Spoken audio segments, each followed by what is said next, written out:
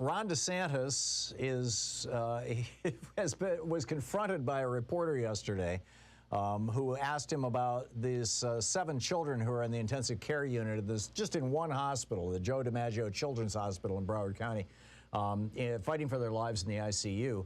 You know, what about these kids? And DeSantis said, and I quote, "This has been a really negative thing throughout this whole thing with some of these quote experts, some of these quote experts, some of the media, somebody can contract a highly transmissible airborne virus and they're viewed as having done not the way you do it."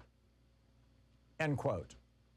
In other words, word salad, right? It's like, you know, well, you know, kids are dying, Governor DeSantis, and you signed a law that says that you can't, that when we go back to school, we can't keep our kids safe from each other or keep our teachers safe, for that matter, from the teachers, or vice versa.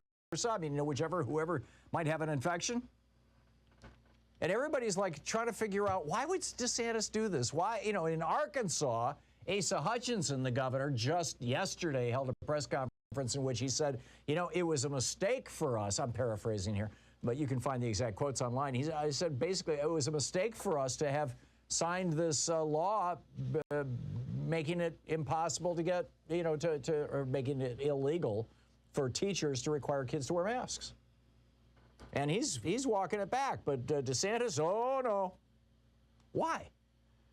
Well, it all has to do with this Republican brand identity that started in 1980 with Ronald Reagan. And you could argue it started a little before that when Reagan ran for governor of California back in the late 60s or early 70s, whenever that was. And I believe it was the early 70s. And Reagan's brand was basically, he called it individualism, self-reliance. Right, and you know, his brand was a smile and a cowboy hat and a horse. And yeah, we're the ones who won the West, right? Actually, winning the West, in quotes, was the largest. First of all, it involved the largest genocide in the history of the world, the genocide of Native Americans. Secondly, it wasn't, you know, self-reliant pioneers who did it. It was the U.S. Army. Third, it cost a damn fortune. Just the veterans' benefits for the veterans who had served in the Indian extermination wars was, you know, about $3 billion in today's money. It was $118 million for the people who served between 1893 and 19. And that was to provide, to steal land from Indians to provide homes for, you know, homesteads for 372,659 people. It was absurd. It was the biggest of the big government programs, but somehow this is their mythology. And out of that mythology, they have come up with this, you know, this gauzy, whitewashed history of America. And I'm writing about this at HartmannReport.com this morning. You can read the whole rant there, complete with links. With this triumvirate of balanced budgets, personal responsibility, and small balanced budgets, of course, is what the Republicans trot out every time the Democrats want to spend money to help individuals, to help people, to help, in particular, low-income people or working-class people. Oh, my God, we can't do that. I think we're all figuring out what the Republican philosophy is. When you give extra money to rich people, good things happen.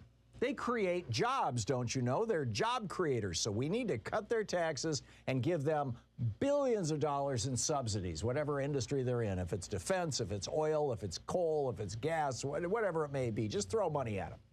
Rich people, they need more money. But if you give money to working class people, if you raise Social Security benefits, if you give money to poor people, oh my God, disasters are going to happen. They're the moochers, don't you know? It's the criminal class. You can't do that. I mean, this is literally what they have been selling us. Give money to rich people, they create jobs. Give money to poor people, you get a disaster. What's astonishing to me is that so many Americans have bought this for 40 years. I mean, the IRS estimates that the morbidly rich among us are hiding over $1 trillion a year that they should be paying in taxes. That's criminal tax fraud. $1 trillion a year. And the IRS can't find them because the Republicans have cut the IRS budget to the point where they can't hire the kinds of auditors that are necessary to audit rich people. And so if you own a small business and you have a home office deduction, you're more likely to be audited than if you're Jeff Bezos or, you know, some other billionaire. And maintaining that level of subsidy for rich people takes away money that could be used for working class and poor people, which takes us to budgets, then that takes us to personal responsibility, which is their shtick. You know, the old joke that they used to tell on the Limbaugh show. What do you do for someone when they're down? You kick them, otherwise they'll never get up, right? This is their philosophy. You don't help people, you hurt people, and that hurting them will cause them to somehow stand up on their own 2 feet. And, you know, this is the old trope that white supremacists have been using forever to explain why people who are the victims of structural racism in our educational system, our housing system, our legal system, you know, why they're having a tough time hitting the American dream. This, you know, it also, by the way, gives them a convenient out to ignore the plight of even poor white people like in Appalachia.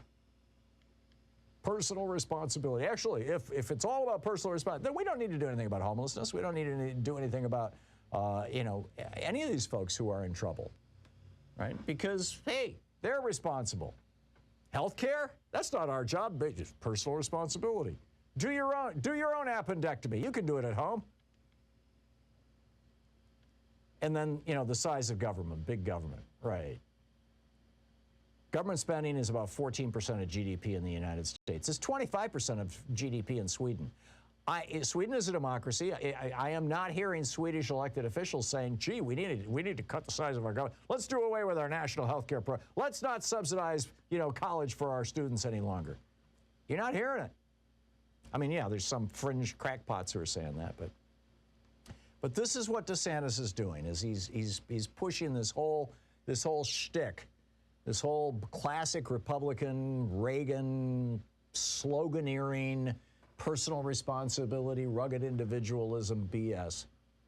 And, so, hey, if you can't defend yourself against a virus, what are you, some kind of wimp wearing a mask?